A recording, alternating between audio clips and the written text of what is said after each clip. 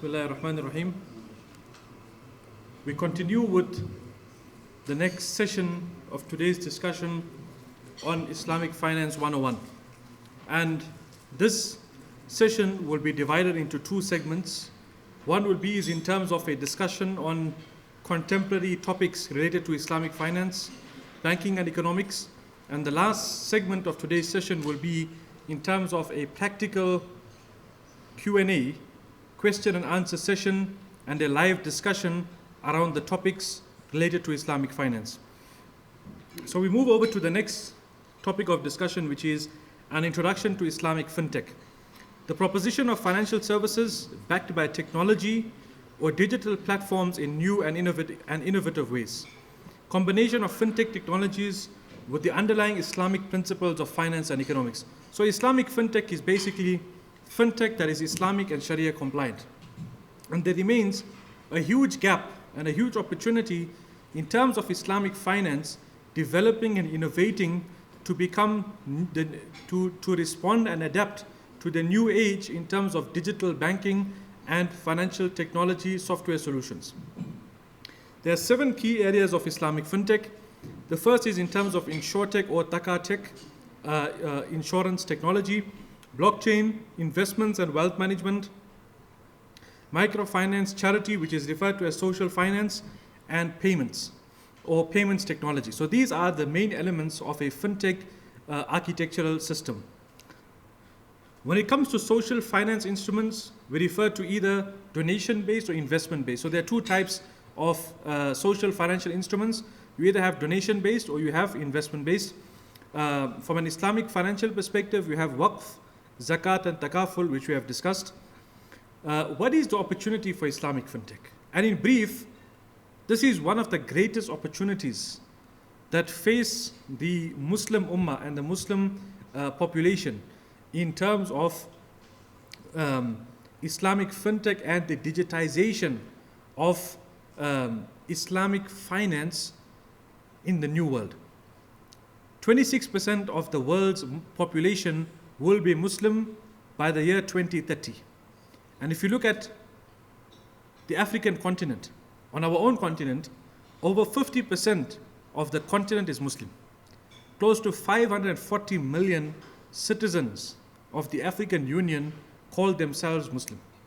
So this is the opportunity that we face in terms of how we can transform Islamic finance as being a concept and democratize it to the masses in Africa and globally.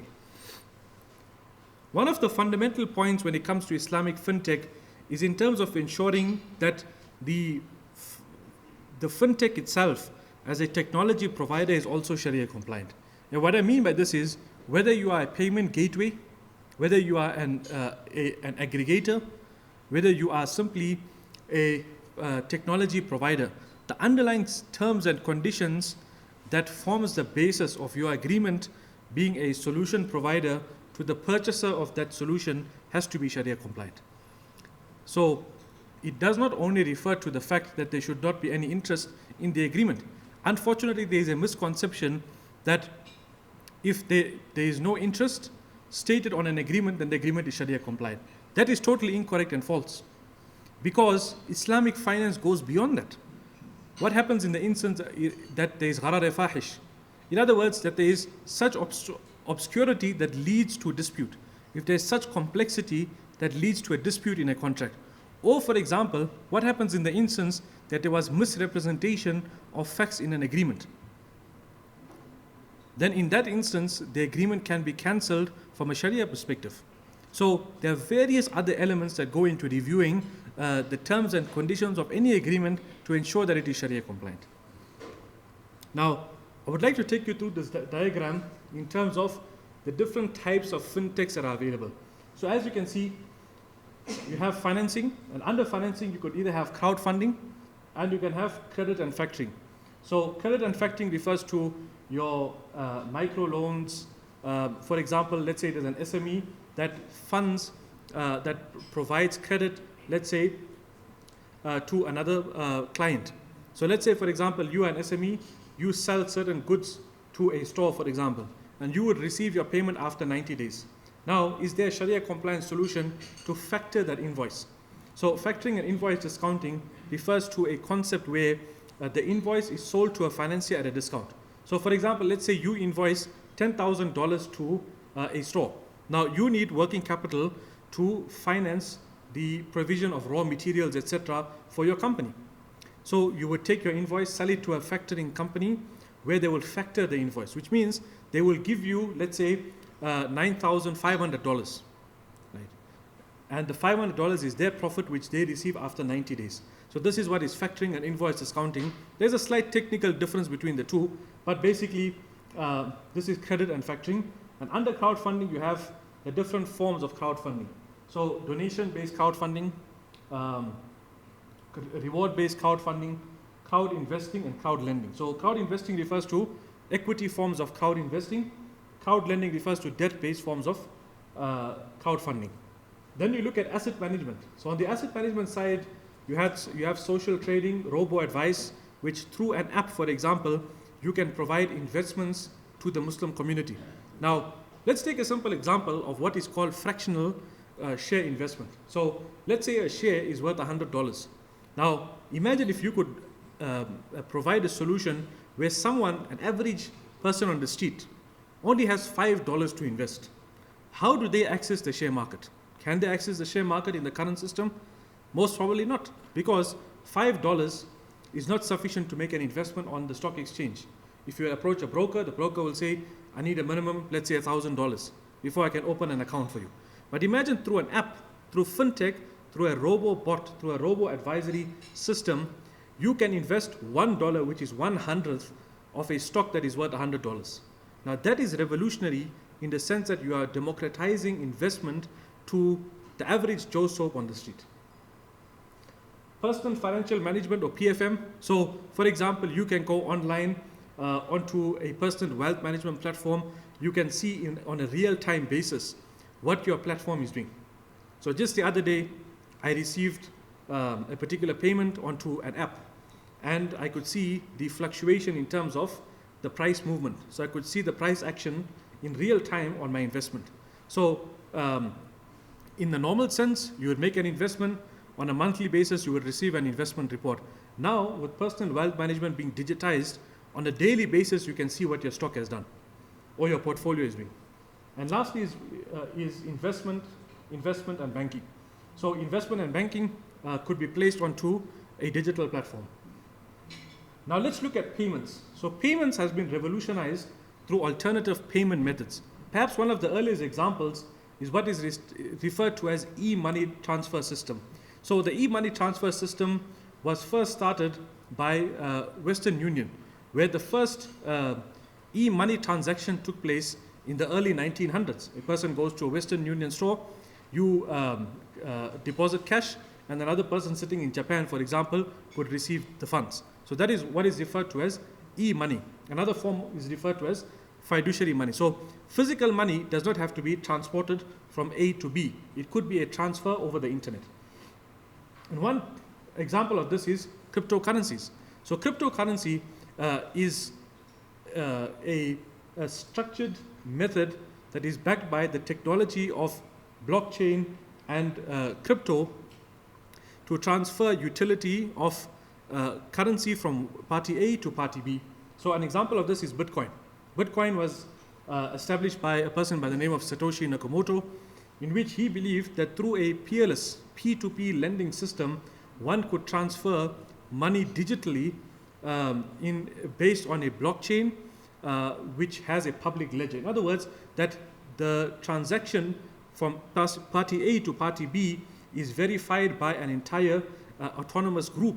So in other words, in that way, that rules out fraud, that rules out a number of other possibilities. And we know in the cash management system of a financial institution, there is always a deficit. If you have deposits that are made to the bank, there would always be a deficit.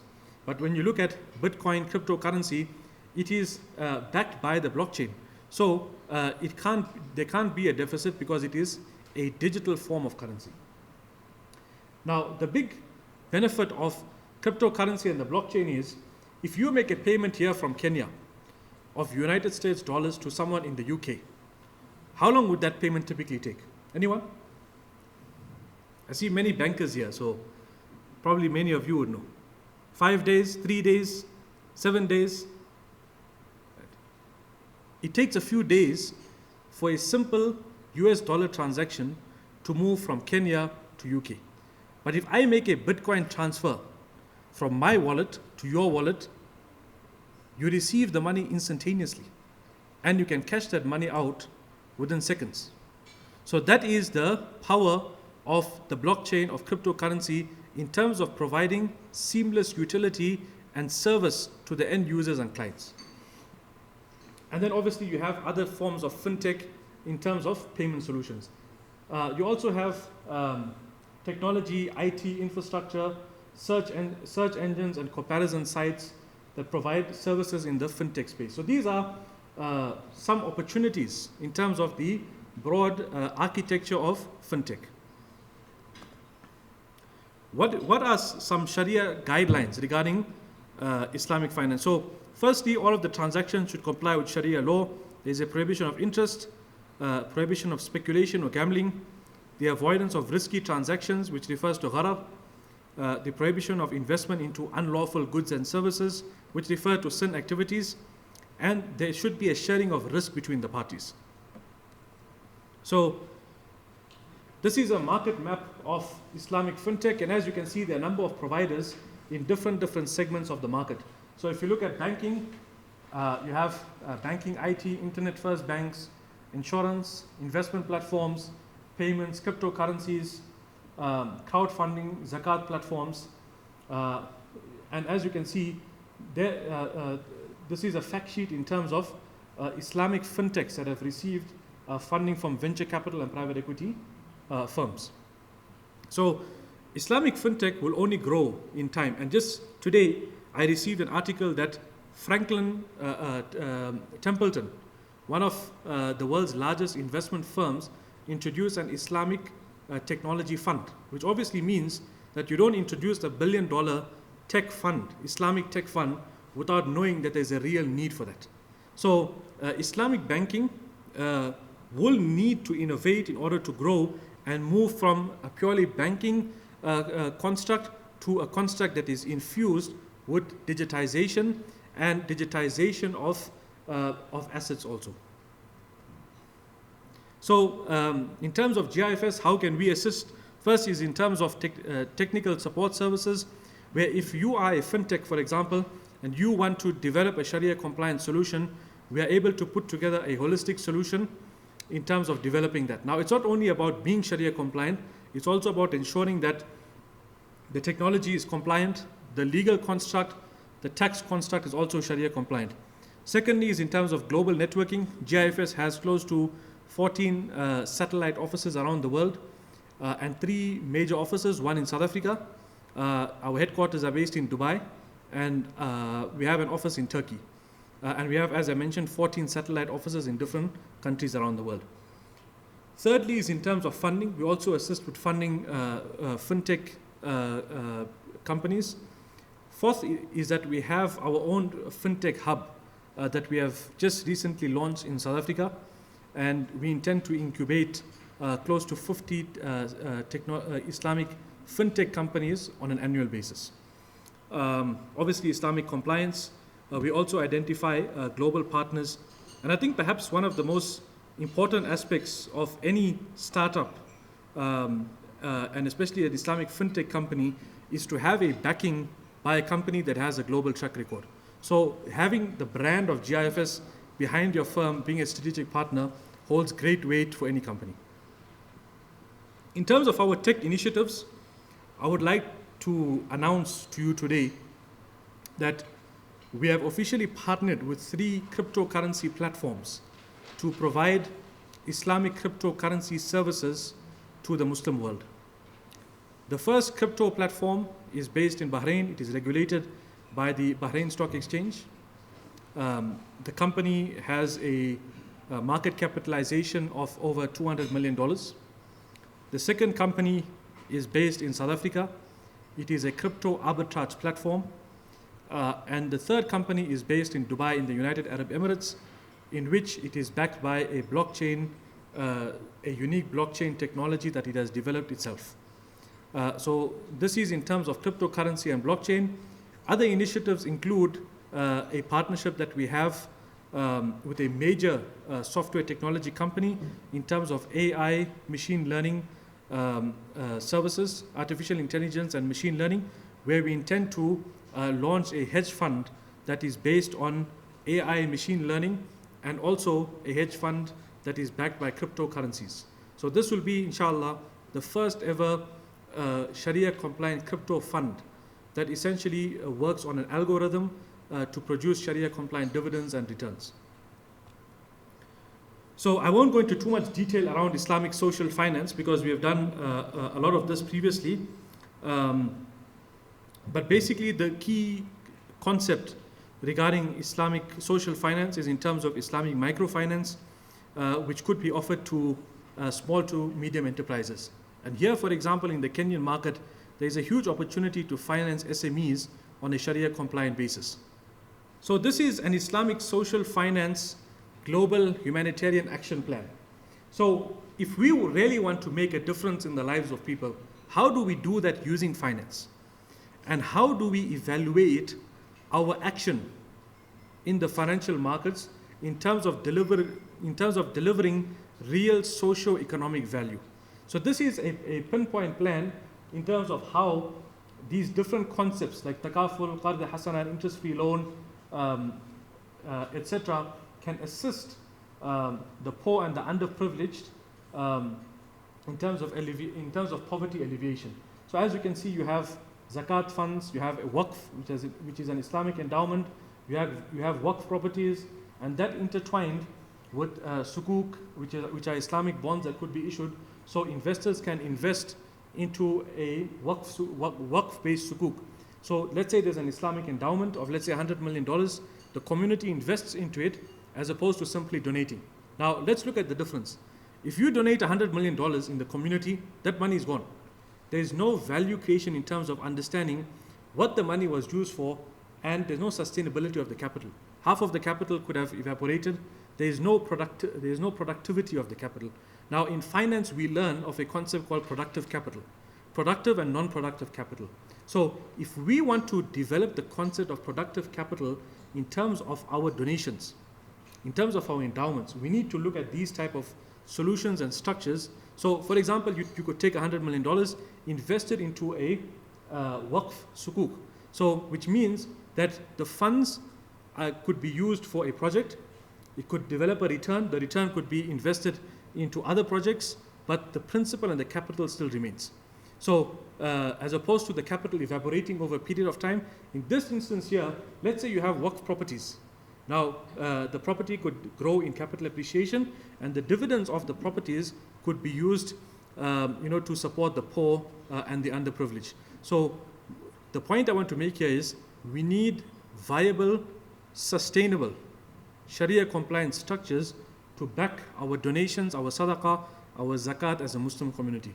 For far too long, the community has donated, but we haven't seen sustainability of those donations. So we need to track those donations to ensure that what we are doing is productive in the society. So the question is, why Islamic Fintech? So these are a number of benefits in terms of Islamic social Fintech. This is an example of an impact-based sukuk. So how sukuk and Islamic bond can assist. So as you can see that there is a partnership where you have an enterprise as a non-profit organization.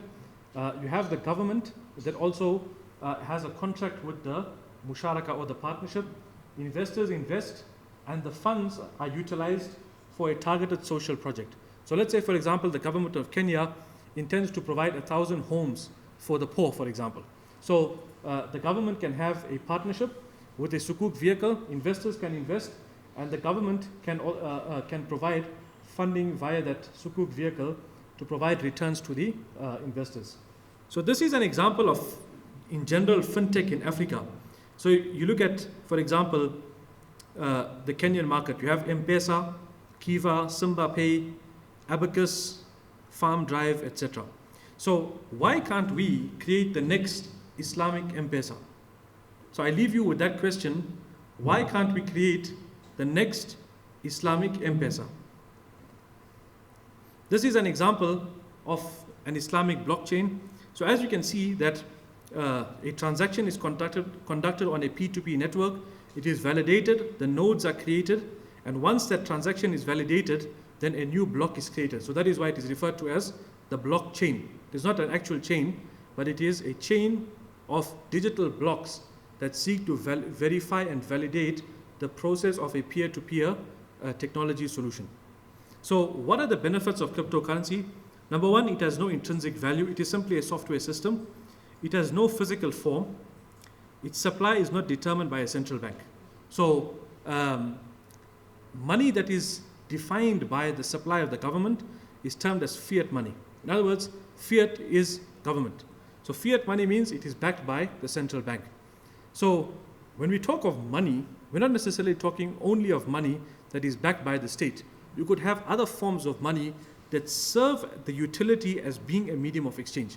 If I want to buy this mic, for example, what do I need to use in order to purchase this mic? I am not forced to only use Kenyan shillings or US dollars. I could use commodity money. I could use fiduciary money. So why can't I use cryptocurrency as a different form of digital money to facilitate that utility and a medium of exchange to purchase the mic? That is the question. So a quick background of money and the Sharia view of money and cryptocurrency. So coins were used in 600 BC by King Alyattes of Lydia in present-day Turkey. Barter, which was the exchange of goods, was in 9000 BC. And in 118 BC, China used banknotes. In the early 1950s, Western Union used electronic money. There are essentially three views of scholars regarding cryptocurrency. The first view is that it is haram, it is impermissible. The second view is that it can be an asset of value, but it is not a medium of exchange. And the third view is that cryptocurrency can be a medium of exchange and an asset of value. When we talk of currency in Islam, there are two important points. One is istilah and the other is taqawwum. In other words, that if an asset of value has common usage, right, and it is widely accepted by the masses, then we can consider that to be a valid form of currency also in Islam. This is the view of Imam Muhammad rahimahullah, and it is the rajih and the preferred view in the Hanafi school of thought in terms of what defines thamaniya or something being a thaman and a medium of exchange. So if you look at one example of cryptocurrency, we look at the example of the Bitcoin. Bitcoin has gained widespread acceptance where it is used by PayPal, Tesla. The other day I heard about a motor car dealership in Dubai in which the salesman stated to the purchaser that would you like to pay in cash, would you like to pay by credit, or would you like to pay by crypto? So crypto has become another option in terms of payment which has been globally recognized and accepted. The next important point is in terms of Islamic wealth tech. So with $30 trillion from the great wealth transfer, millennials can save the planet, right, just in time for brunch. This is a statement, but wealth transfer of $30 trillion is expected to take place from the current generation to millennials. And that presents a huge opportunity in terms of digital platforms that could be used for investments via tech platforms like robo-advisors, robo-bots, etc. If you look at Islamic social fintech in Africa, 50% don't have access to branch networks. It is the youngest population globally, and there is a huge rise of the middle class in Africa. Some of the top investors in venture capital in Africa include Barclays, the Bill and Melinda Gates Foundation, and the MasterCard Foundation. I would like to terminate with the last discussion on Sukuk and Islamic bonds. So Sukuk is an Arabic word which is a plural of the word sak, which refers to a certificated instrument. So Sukuk refers to Sharia compliant certificated instruments. It is loosely translated as an Islamic bond. And according to the Islamic Financial Services Board, it represents certificates that represents the holder's proportionate right to ownership in an undivided part of the underlying asset where the holder assumes all rights and obligations to an asset. Now, these are some of the major differences between Sukuk and conventional debt instruments. So as you can see, Sukuk represents an underlying ownership of the asset, whereas in conventional debt instrument, a bond simply represents a debt obligation. It is simply an IOU instrument. The maturity of Sukuk corresponds to the term of the underlying project or activity, whereas in a conventional debt instrument, the core relationship is simply a loan. The Sukuk prospectus is Sharia compliant, whereas in a conventional debt instrument, it does not contain any Sharia constraints. The underlying aspect has to be Sharia compliant, whereas in a conventional debt instrument, it is not necessarily reviewed for Sharia compliance. The Sukuk manager has to ensure the underlying activities are compliant, and the Sukuk holders have the right to profits but also bear losses. And also another point that is not mentioned here is that when it comes to credit pricing in a conventional debt instrument is based on credit, is based on a loan obligation. But when it comes to Sukuk, the credit pricing is based on the underlying asset, considering the fact that Sukuk is based on ownership of an actual asset rather than being asset linked. So this is where we come to the differentiation. Sukuk is asset backed and not asset linked. So there's a difference between the two. Lastly, this is an example of a musharaka Sukuk. So as you can see, there is an issuer SPV vehicle that issues securities and instruments.